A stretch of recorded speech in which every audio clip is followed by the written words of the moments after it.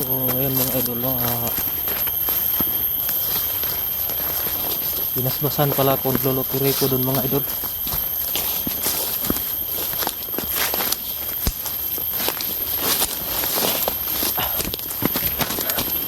Parang kaiba yung nangyayari sa akin mga idol. Sobrang init talaga ng katawan ko mga idol. Hindi ko malalaman kung bakit nagkaganito to. So, talagang nararamdaman ko na ngayon mga idol yung kapangyarihan na ano mga idol, nanggagaling talaga dito sa kwintas. So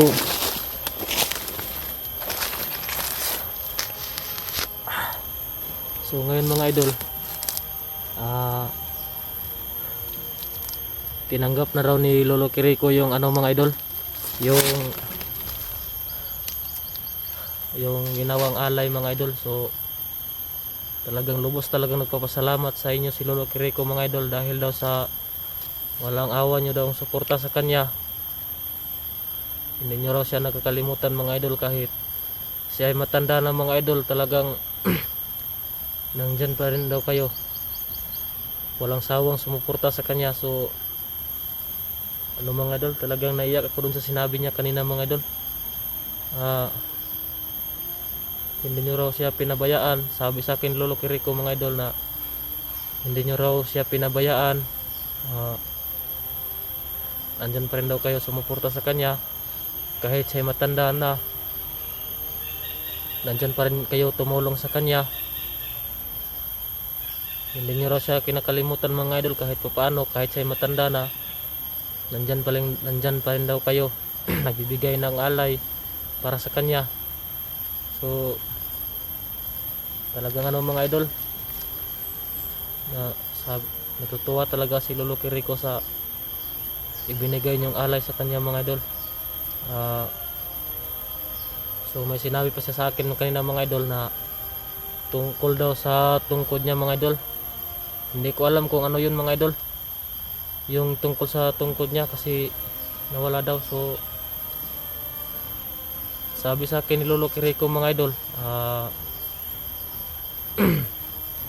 may ano siya mga idol, may sinabi sa akin kanina. So sinabi niya sa akin kanina mga idol na hindi raw kailangan ko raw may ligtas si Kuya Junji.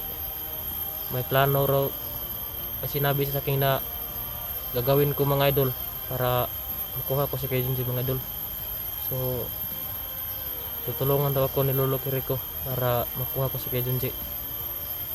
So yun mga idol,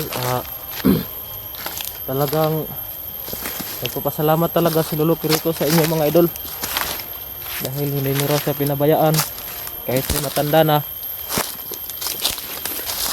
At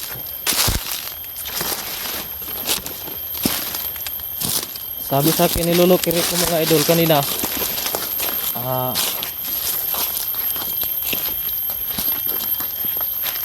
papasukin ko raw yung ano mga idol, handa raw tumulong si Lolo Kiriko sa akin mga idol, na ano mga idol, handa raw siyang tumulong sa akin para madali ko lang daw mahanap si Kuya Junji.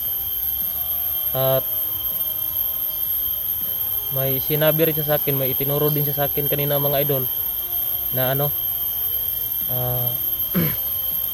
magpapanggap lang daw ako na bandido mga idol para makapasok ako dun sa kampo ni Supremo mga idol. At kinakailangan ring mga idol, magpapanggap ako na bandido. So babalik ako sa papapanggap na bandido mga idol para mapasok ko yung kampo, dahil yun ang sabi ng matanda yun ang sabi sa akin ni Lolo Kiriko kanina. At ano rin daw mga idol, tutulong rin si Lolo Kiriko sa akin mga idol para maligtas ko raw si kaibigan Junji ron mga idol. Kasi alam ni Lolo Kiriko mga idol na nasa critical na talaga raw yung mga idol, yung kalagayan ni Kuya Junji ngayon. So kinakailangan ko raw magmamadali mga idol para makuha ko na kagad si Kejunji. So ito yung plano namin mga idol. Magpapanggap ako na bandido. Pasukin ko yung kampo dun sa pinaglagyan ni Kejunji. Doon ako papasok mga idol. At ano,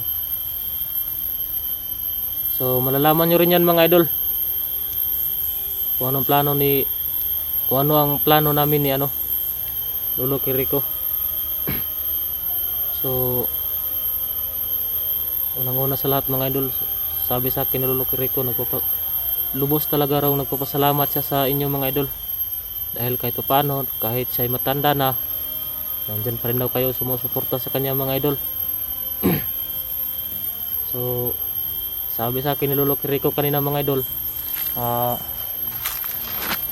talagang taos puso niya raw mga idol, tinanggap yung ginawa kong alay sa kanya mga idol.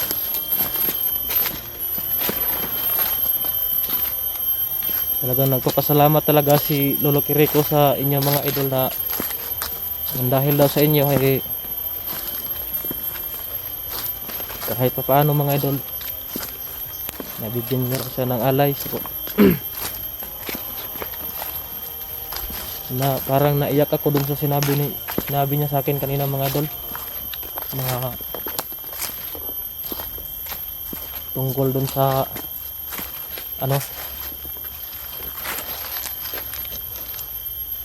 so malalaman nyo rin mga idol ang plano ni Lolo Kiriko. So yan mga idol,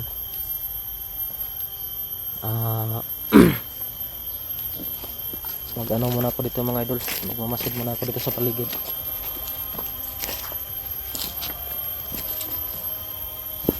Saka nasabi na rin sa akin ni Lolo Kiriko na mga idol, gagawin niya raw lahat niya makakaya mga idol para bibigyan ako ni Lolo Kiriko ng gabay mga idol. Kaya niya ako pala binigyan ng basbas kanina para ko yung mga idol, hindi ako masyadong piktuhan ng kalaban mga idol. So gagawin talaga, sabi niya sa akin kanina mga idol. So ako na lang raw yung pag-asa niya. So ako na raw pag-asa mga idol para makuha ko si Kejunji.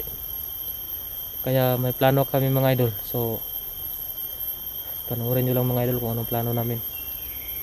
Dahil yun ang sabi sa akin ni Lolo Kiriko So kapag papasok na raw ako dun sa mga idol, kampo ni Lolo Kiriko, itatago ko lang raw tong agimat ko mga idol.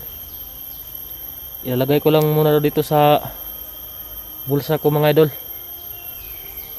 para hindi ako mahalata ni Supremo na mayroon akong anting-anting na ibinigay niya. So ayun mga idol. At sabi niya rin sa akin kanina, kapag raw mga idol, kapag nakuha ko na raw si Kejunji, pupuntahan daw namin yung mga idol, kaharian nila. Pupunta raw kami. Gusto ni Lolo Kiriko na bisitahin namin yung kaharian nila mga idol kapag nakuha ko na si Kejunji.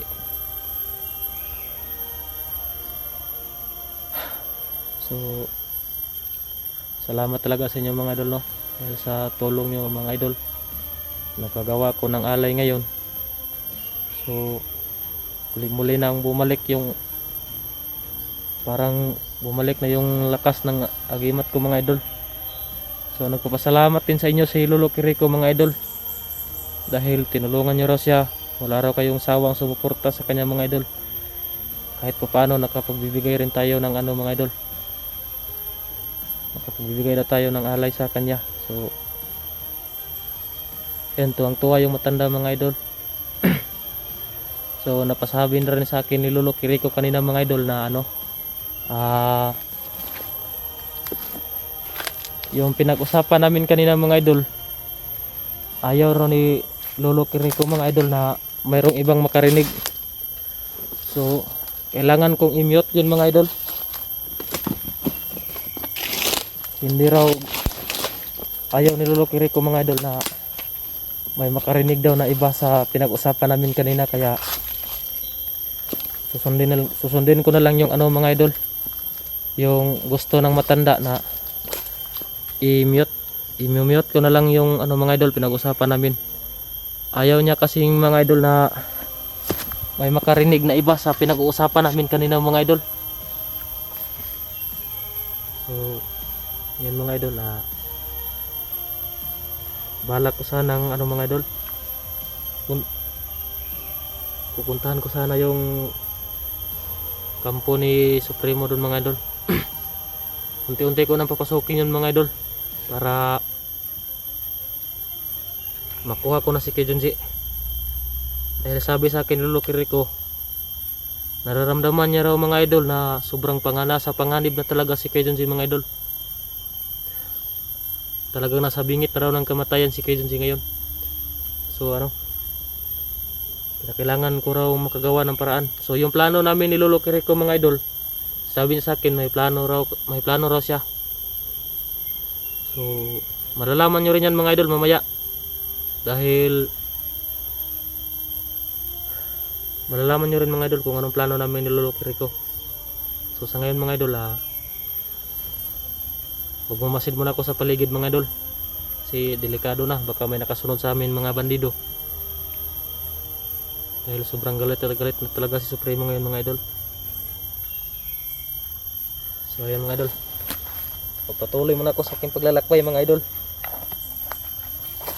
So salamat talaga sa support niyo sa akin mga idol. Talagang kahit pa paano mga idol, kahit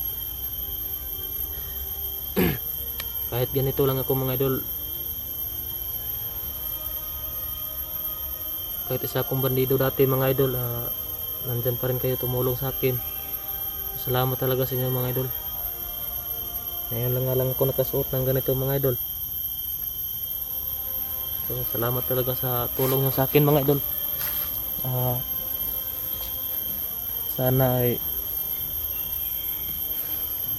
so yun mga idol talagang wala akong maisusukli sa inyong kabutihan mga idol na ginawa nyo sa akin, sa mga pirang binigay nyo mga idol para ako makapag-alay. So salamat talaga mga idol. So pagdarasal ko, so yung mga idol, wala talaga akong maisukli sa inyo mga idol, hindi ipagdarasal ko na lang mga idol na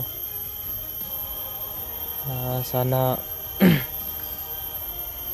nasa maayos lang kayo na kalagayan. So pasensyahan nila talaga mga idol.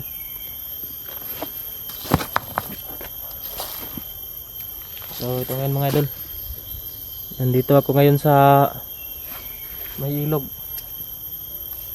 Mamasid lang muna ako dito mga idol. So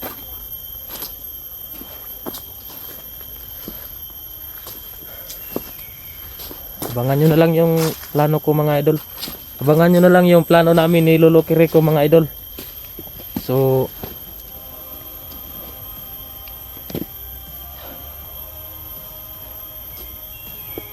abangan nyo na lang mga idol yung plano namin para makuha ko si Kuya Junji mga idol. Dahil yun kasi yung sabi sa akin ni Lolo Kiriko kanina,